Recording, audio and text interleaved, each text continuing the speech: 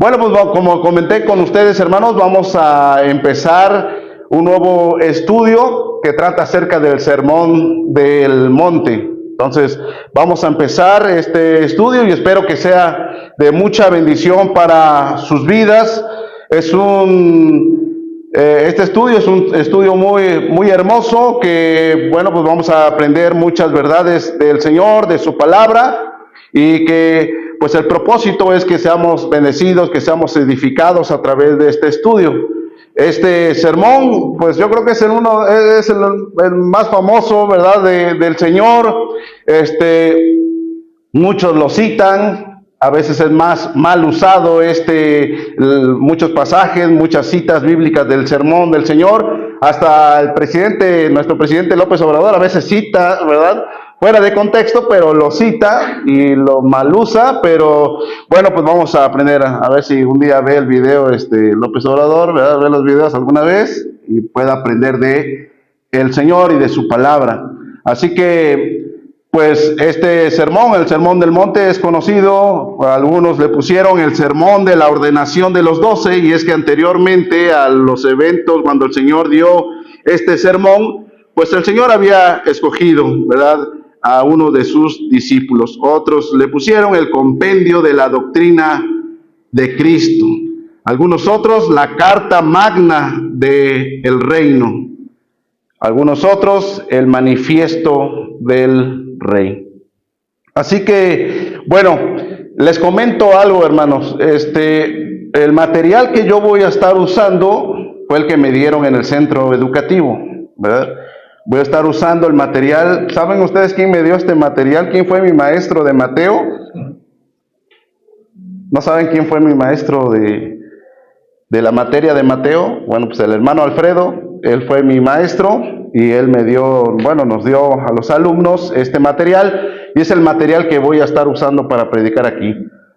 Si alguno lo quiere, yo con gusto se lo paso, ¿verdad?, para que vaya estudiando, vaya leyendo también y vayamos aprendiendo juntos del Señor. Entonces este estudio es de todo el libro de Mateo. Obviamente voy a usar el material para el estudio o estas lecciones del Sermón del Monte.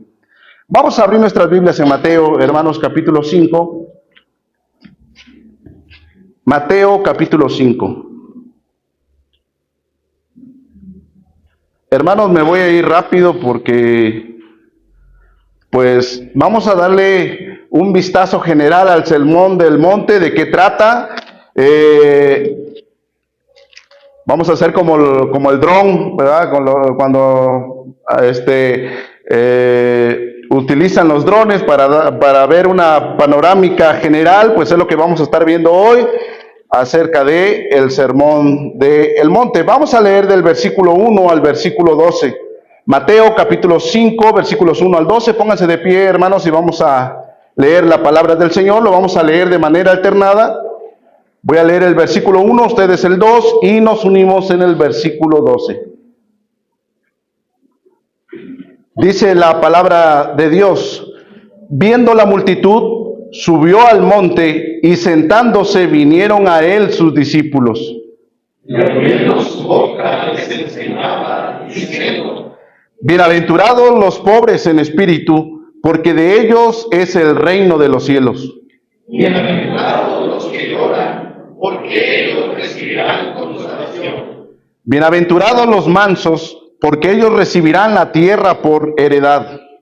Bienaventurados los que tienen hambre y sed de justicia, porque ellos serán saciados. Bienaventurados los misericordiosos, porque ellos alcanzarán misericordia. Bienaventurados los de limpio corazón, porque ellos verán a Dios. Bienaventurados los pacificadores, porque ellos serán llamados hijos de Dios. Bienaventurados los que padecen persecución por causa de la justicia, porque de ellos es el reino de los cielos. Bienaventurados sois cuando por mi causa os vituperen y os persigan y digan toda clase de mal contra vosotros mintiendo. ¿Juntos? Gozaos y alegraos, porque vuestro galardón es grande en los cielos, porque así persiguieron a los profetas que fueron antes de vosotros. Tome su lugar, hermanos. Bueno, hoy vamos a estar viendo como introducción, vamos a ver el contexto en la que fue dado este sermón del monte. Y vamos a ver en primer lugar el contexto político, en segundo lugar vamos a ver el contexto religioso, en tercer lugar vamos a ver el carácter del rey, y en cuarto lugar vamos a estar viendo pues la descripción del carácter de los servidores del rey. Bueno, dice aquí en Mateo capítulo 4, versículo 12, dice, vamos a ver el contexto político, dice en el capítulo 4, versículo 12, cuando Jesús oyó que Juan estaba preso, volvió a Galilea. Bueno, el Señor vuelve a Galilea cuando él oyó que Juan el Bautista, estaba preso. Ahora, recordemos nosotros que Juan el Bautista había sido pues encarcelado, había sido hecho preso por Herodes. Ahora, Herodes era un hombre que lo había puesto las autoridades romanas. Bueno, pues el contexto político de cuando el Señor da este sermón, es importante que nosotros sepamos que los que gobernaban en aquellos tiempos estas regiones era el Imperio Romano. Habían pasado varios imperios a lo largo de la historia. Uno de ellos es el Imperio Romano, que había conquistado parte de lo que era el norte de Egipto, parte de Asia Menor, Mesopotamia, todos esos lugares. Roma, el Imperio Romano, había conquistado. Y bueno, Judea era un lugar muy pequeño, a lo mejor para muchos insignificante, pero Judea era el paso para ir a lo que es ahorita Europa. Entonces, si querías viajar de Egipto a Macedonia o a Roma, tenías que pasar por ahí. Si venías de lugares de Asia Menor, tenían que pasar por Judea. Entonces era un lugar pues de paso. Y bueno, pues el Imperio Romano había conquistado Judea. Judea estaba bajo el Imperio Romano. Pero esto era de mucho desagrado por los judíos. A los judíos no les agradaba en nada que estuvieran bajo el yugo, por decirlo así, de esta manera, del Imperio Romano. Ellos no les gustaba, ellos despreciaban al Imperio Romano, despreciaban a pues este imperio. Y es que ellos creían en las profecías que se habían dado por medio de los profetas del Antiguo Testamento. ¿Qué es lo que hablaban los profetas del Antiguo Testamento? Hablaban acerca de un reino y el futuro glorioso de Israel. Que ellos como nación serían resplandecientes, que ellos como nación serían de bendición para otros, que muchos pueblos se someterían a el pueblo de Israel. Que ella sería luz para las naciones. Bueno, y ellos esperaban un rey. Ellos esperaban la venida de un rey. Los profetas habían hablado acerca de la venida de un Mesías que los vendría a liberar. Y ellos esperaban ese Mesías que los liberara del yugo de los romanos, que los liberara de la esclavitud, por decirlo así, de los romanos. Era la esperanza de los judíos en aquellos tiempos. Leímos nosotros allá en Isaías capítulo 60, donde habla del futuro glorioso de Sión. Y ellos decían, nosotros como nación vamos a tener un futuro glorioso por medio del Mesías. El Mesías nos va a restaurar, el Mesías nos va a liberar de los romanos. Ellos esperaban esto, un reino terrenal. Ellos no esperaban un Mesías sufriente, como lo describe allá Isaías capítulo 53. No, ellos esperaban un hombre poderoso con un gran ejército que viniera y los liberara del yugo de los romanos. Bueno, pues esto era lo que el contexto político cuando el Señor da este sermón. Y esto es algo importante que veamos para estudiar el Sermón del Monte. Bueno, también había un contexto religioso y quiero que sepamos de los diferentes grupos religiosos que había en aquellos tiempos. De los más famosos, yo creo que la mayoría sabemos que habían los llamados fariseos. ¿Quiénes eran los fariseos? Bueno, eran hombres muy legalistas, ellos observaban la ley de una manera muy cuidadosa, eran exclusivistas, eran muy mezquinos, eran, como su nombre lo indica, ellos eran separatistas. Bueno, ellos se sentían la élite, ¿verdad? Separados, que ellos hacían lo que los demás no hacían. Ellos practicaban, eran muy practicantes de una devoción, eran hombres muy, pero muy orgullosos. Bueno, pues estos hombres no solamente observaban la ley de una manera muy, pero muy minuciosa y cuidadosa, sino que también ellos habían añadido a la ley y ellos pues observaban la ley de esta manera muy, pero muy cuidadosamente. Había otro grupo, no solamente los fariseos, había otro grupo llamado los saduceos. Estos hombres no creían en la resurrección, este grupo religioso no creía en el mundo espiritual. Estos hombres no creían en una vida futura, no creían en los ángeles, no creían en los milagros. Estos hombres eran muy liberales, no creían en la tradición de los ancianos. Estos hombres decían como lo que hoy vemos hoy en día. Yo creo que todavía sigue ese pensamiento, esa forma de pensar, esa filosofía de vamos a disfrutar el ahora, ¿verdad? Así que vamos a disfrutar porque no hay vida después de la muerte, no hay resurrección, así que hay que disfrutar la vida ahora.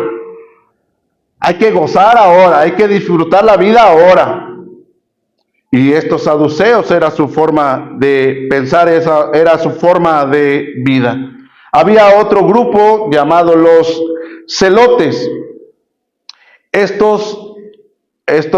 grupo eran activistas políticos, se trataba más bien de un grupo de rebeldes, militares, y para ellos servir a Dios era rebelarse en contra de Roma.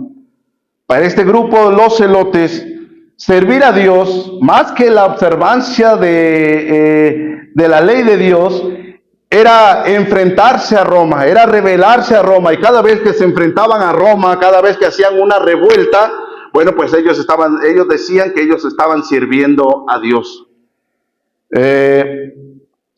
Pues, hermanos, todos ellos, muchos grupos religiosos, como los propios, todos los judíos, estaban en contra del Imperio Romano, como ya mencioné. Varias veces hicieron revueltas, al grado de que en el año 70 vino un hombre llamado Tito y acabó con la ciudad de Jerusalén, acabó con el templo y el templo fue destruido.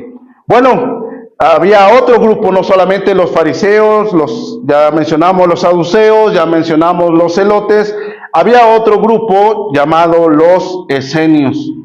Este grupo se ha descubierto gracias a las excavaciones que ha habido allá en las cuevas de Qumran, que estos hombres, que este grupo, los esenios, ellos practicaban la separación, ellos se separaban de las sociedades, ellos vivían a las afueras de Jerusalén, practicaban el ascetismo, es decir, prohibían muchas cosas, prohibían los alimentos, ellos vivían en aislamientos y ellos practicaban muchos rituales externos. Hay documentales acerca de este grupo, donde antes de tener una reunión, de comer, ellos practicaban este ritual externo de bañarse, de limpiarse para poder disfrutar de los alimentos o de las comidas. Bueno, pues Jesús aquí en el Sermón del Monte, hermanos, trató con los diferentes grupos. Especialmente el Señor Jesús aquí en el Sermón del Monte trató con los fariseos. Y me llama la atención cómo el Señor Jesús habla en contra de las prácticas de estos hombres que eran legalistas, los fariseos. Y el Señor les llama de una manera muy dura. ¿Recuerdan ustedes cómo les llamaba el Señor Jesús a este grupo? ¿Cómo les decía el Señor? Les decía hipócritas. Vea usted lo que dice allá en Mateo capítulo 5, versículo... Vamos a ver, en el capítulo 5, versículo 20, dice el Señor: porque os digo que si vuestra justicia no fuere mayor que la de los escribas y fariseos, no entraréis en el reino de los cielos. Vamos a leer allá en el capítulo 6, versículo 5, y cuando ores, no seas como los hipócritas, porque ellos aman el orar en pie en las sinagogas y en las esquinas de las calles para ser visto de los hombres. De cierto os digo que ya tienen su recompensa. Versículo 16, cuando ayunéis, no seáis austeros como los hipócritas, porque ellos demudan sus rostros para mostrar a los hombres que ayunan. De cierto os digo que ya tienen su recompensa. Así que el Señor trató con este asunto, con este problema y con estos hombres de una manera pues muy, pero muy dura. Bueno, pues este era el contexto político, este era el contexto religioso cuando el Señor dio este sermón del monte. Ahora quiero que pensemos nosotros en el predicador de este sermón. Hermanos, a lo largo de la historia ha habido grandes sermones. A lo largo de la historia ha habido grandes sermones. Uno de los sermones más famosos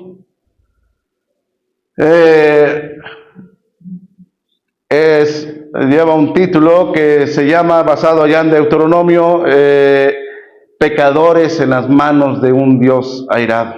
Y este sermón ha impactado a muchas personas, pero no hay ninguno como este sermón. Y a lo largo de la historia ha habido grandes predicadores, grandes hombres con grande elocuencia.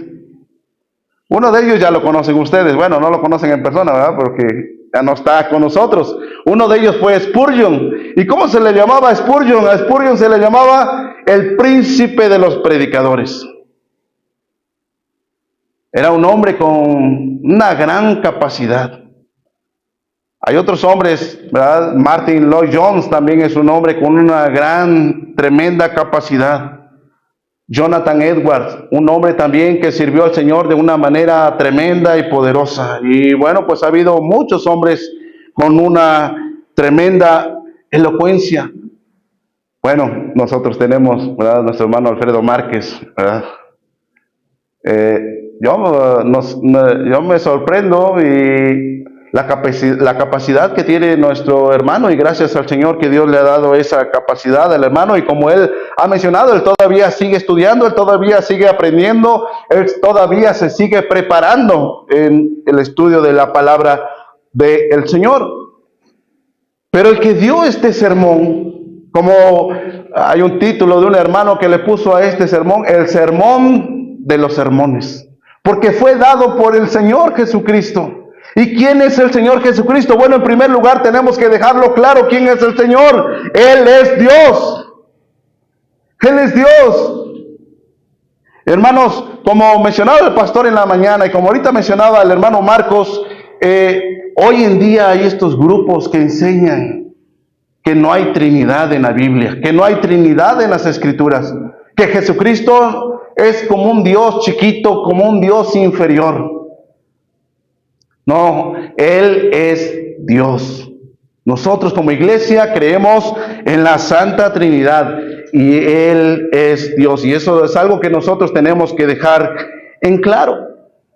Ahora, es impresionante a lo largo de estas lecciones que vamos a ver, hermanos.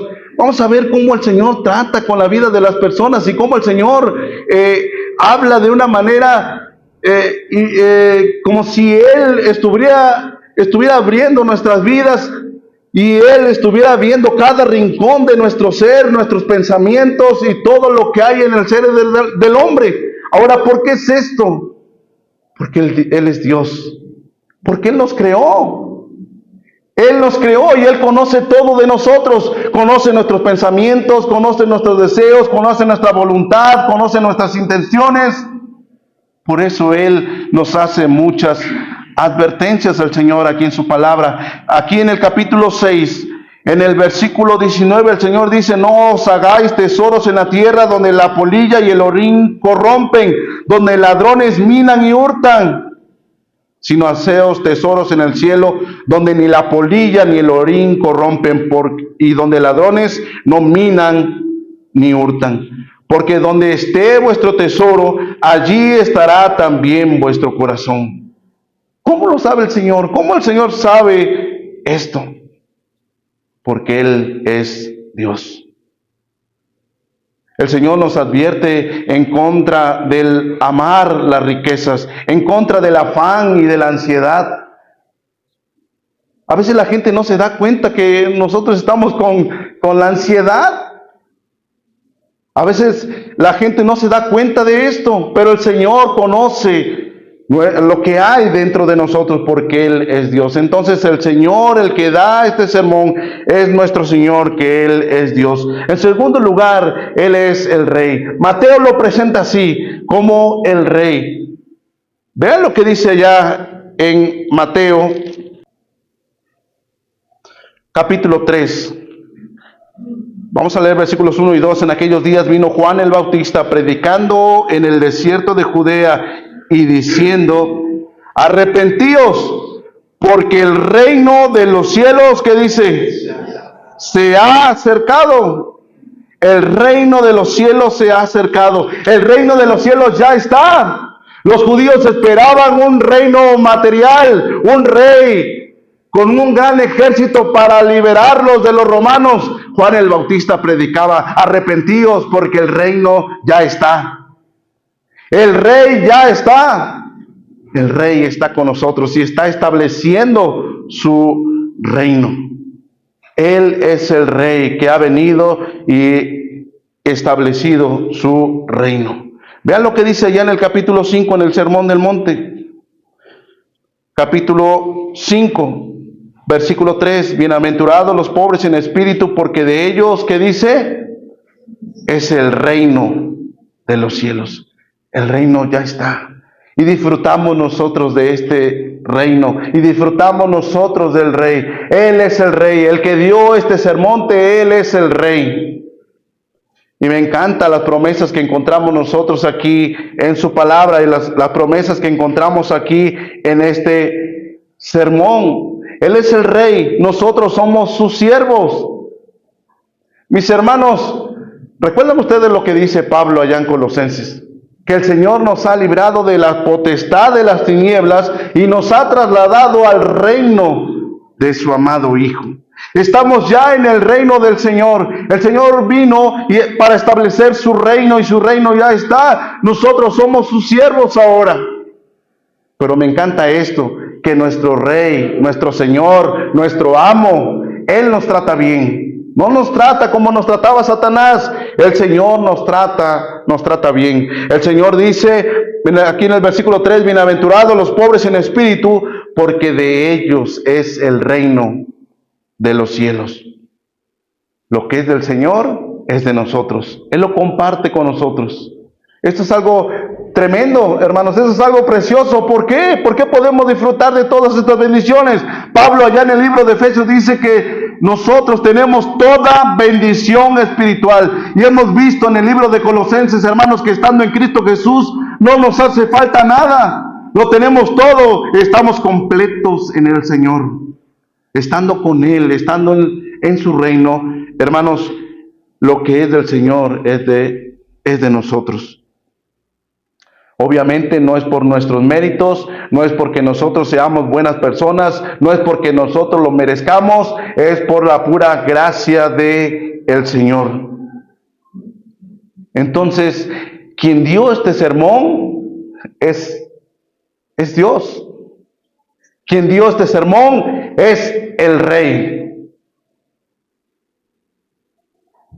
Y otra cosa que quiero que pensemos, hermanos, acerca del carácter de el Rey o el carácter del predicador de este sermón, es que fue él coherente con su predicación. Fue coherente con su predicación. Su vida fue un sermón. Su vida entera fue un sermón. Y si algo que nosotros tenemos que aprender del Señor es que es la coherencia en la predicación. Nosotros tenemos el privilegio de pararnos aquí. Los que tienen el privilegio de pararse y dirigir aquí en este lugar, de dirigirse a la congregación, tenemos una responsabilidad, hermanos, de ser coherentes. El Señor, lo que habló, lo que predicó, pues Él lo vivió. Vean lo que dice allá en Mateo, aquí en el sermón, al final del sermón, en el capítulo 7. Vean lo que dice en el capítulo 7, versículos 28 y 29. Capítulo 7, versículos 28 y 29. Y cuando terminó Jesús estas palabras, la gente se admiraba de su doctrina o su enseñanza. Versículo 29. Porque les enseñaba como quien tiene autoridad. ¿Y qué dice? Y no como los escribas. Esta gente, hermano, los religiosos en los tiempos del Señor Jesús, cuando Él dio este sermón, esta gente vivía con hipocresía. Era gente que aparentaba, pero el Señor, Él era un sermón viviente. Me encanta pensar en la cruz. Cuando nosotros pensamos en la cruz del Señor, cuando el Señor está ahí en el madero, cuando está en la cruz, Él hablaba ahí en la cruz. Esa cruz expresaba la justicia de Dios y expresaba también la gracia de nuestro Dios. Así que, mis hermanos, la vida del Señor Jesús fue un sermón. Y bueno, pues, por último, quiero que veamos que nosotros como servidores del Rey, hermanos, y al formar parte de su reino, y al formar parte del reino del Señor, tenemos características que nosotros debemos de tener. En los primeros versículos de este capítulo 5, en las bienaventuranzas, nosotros vemos la descripción del carácter de los servidores del Rey. ¿Cómo debemos de ser nosotros? ¿Qué características deben de tener? Bueno, pues ellos deben ser pobres en espíritu, es decir, la humildad y dependencia de nuestro Dios. Dice, vemos aquí también que ellos son los que lloran. Ellos están conscientes de sus pecados y están seguros de su consolación. Ellos también son mansos, que tienen una actitud correcta hacia los demás. Ellos tienen hambre y sed de justicia. Ellos hacen lo correcto, hacen bien a otros. Mis hermanos, algo que reprocha el profeta Isaías al pueblo de Israel es de que ellos vivían de una manera injusta. Pero los que pertenecen al Señor, aquellos que son siervos del Rey, aquellos que pues están en su reino, estos hombres tienen hambre y sed de justicia, hacen lo correcto hacia otros, buscan el bien de otros, no practican la injusticia. Ellos también son misericordiosos, ellos son compasivos y perdonadores con los que los ofenden. Ellos son de limpios corazón. Y ellos son pacificadores, son promotores de la paz. Esto es algo que vamos a estar viendo a lo largo de este sermón, las características que nosotros debemos de tener como servidores del Rey al estar en su reino. Pero también tenemos responsabilidades, hermanos. La vida cristiana no es algo fácil, la vida cristiana no es color de rosa. Mis hermanos, estamos en el reino de Dios. Nosotros, ¿cómo nos tenemos que sentir en este mundo? Nosotros tenemos que sentirnos como extranjeros, debemos de sentirnos así como extranjeros y peregrinos en esta tierra. Nosotros no estamos en este mundo, pero no somos de este mundo. ¿Sí se entiende, hermanos? Estamos en este mundo, estamos en México, pero nuestra ciudadanía, ¿dónde está? En los cielos. Pertenecemos al reino de los cielos. Hermanos, somos como extranjeros y peregrinos en esta tierra. Ahora, como extranjeros y peregrinos, ¿qué es lo que pasa aquí?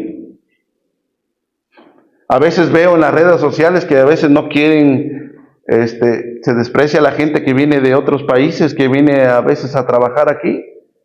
Se les desprecia, se les menosprecia.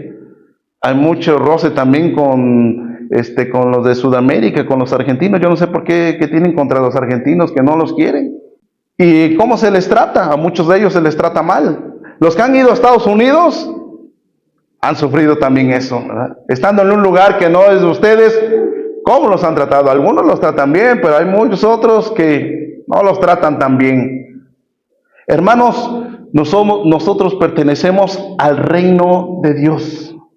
Pertenecemos al reino de los cielos. ¿Cómo nos debe tratar el mundo?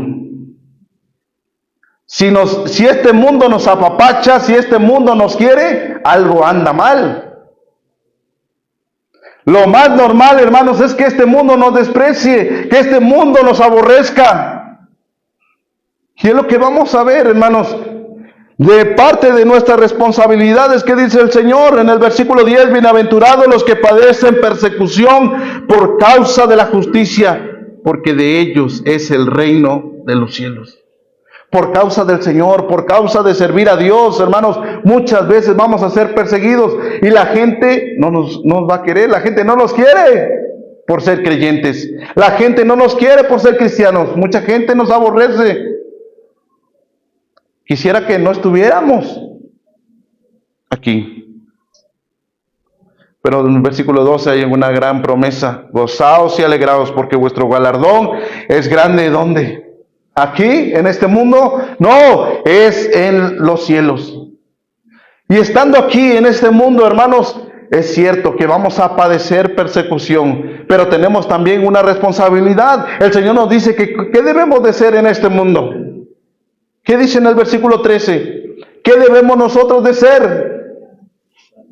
Sal. ¿De dónde?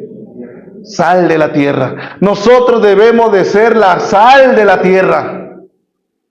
Y no solamente la sal, debemos de ser nosotros la luz de este mundo que está en tinieblas. Como mencionaba el pastor en la mañana, este mundo se está perdiendo, este mundo está en tinieblas. Nosotros debemos de ser la luz en este mundo. Nosotros como ciudadanos del reino de Dios debemos de ser la luz. A veces esta luz está escondida, ¿verdad? Esta luz está escondida debajo de la mesa, debajo del mueble, que nadie vea, que nadie se entere. No, hermanos, debemos de ser la luz de este mundo. El Señor habla acerca de la ley moral y nuestra relación con la ley. Dice el Señor que Él no vino a abrogar la ley, sino a cumplirla. El Señor no vino a abrogar la ley, sino a cumplirla.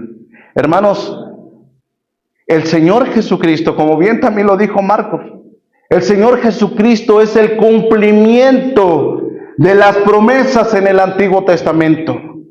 Él es el cumplimiento de todo aquello que se decía en el Antiguo Testamento. En el Señor Jesucristo se cumplen todas las promesas de Dios en Él.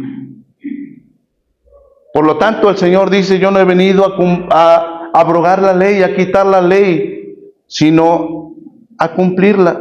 Y el Señor habla acerca de su ley, de su palabra, que su ley es una ley eterna e inmutable, no cambia y es eterna.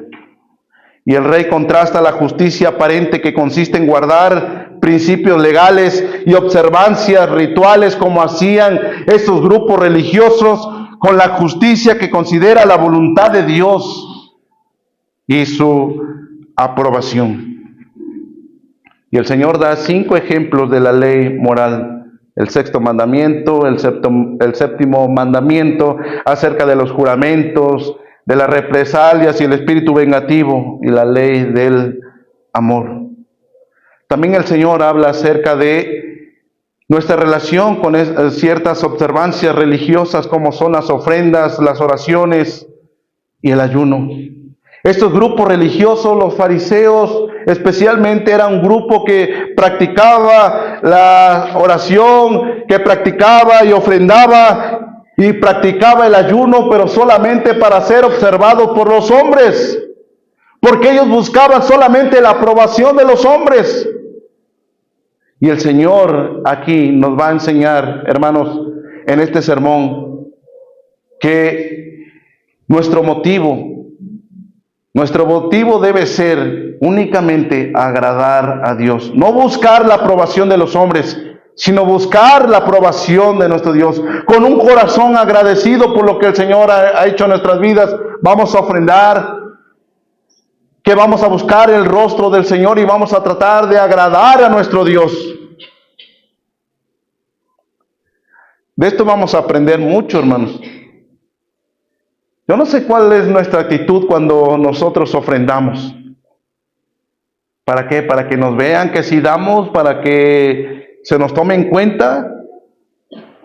O cuando oramos, cuando usamos palabras muy elocuentes, cuando usamos palabras domingueras para que seamos escuchados. Oh, este hermano sí ora muy bonito. Recuerdo que hay veces que se decía, hermano, ore por mí, porque a usted Dios sí lo escucha, porque usted ora muy bonito.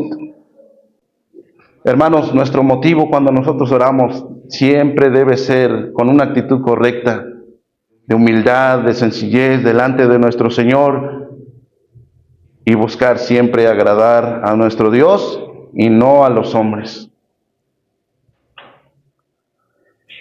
Así que vamos a ver también acerca de nuestra relación con los bienes de este mundo, porque estamos en este mundo. Y el Señor nos va a advertir acerca del problema de la avaricia, que es un problema del hombre, es un problema del corazón del hombre, su amor al dinero. Y el Señor nos va a advertir acerca de este problema, el problema de la avaricia, y también contra el afán y de la ansiedad.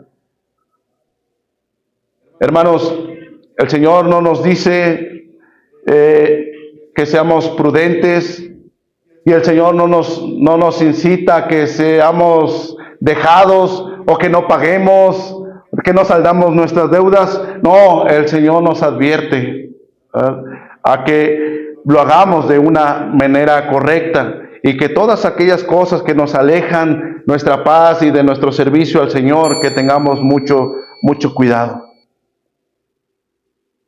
Bueno, pues el Señor nos habla también acerca de nuestra relación con los problemas de este mundo. Es cierto que no estamos de acuerdo en las prácticas que hace este mundo. Hay muchas cosas que hace este mundo que no estamos de acuerdo. No estamos de acuerdo con, en Francia. ¿Sí saben lo que pasó en Francia ahorita en estos días?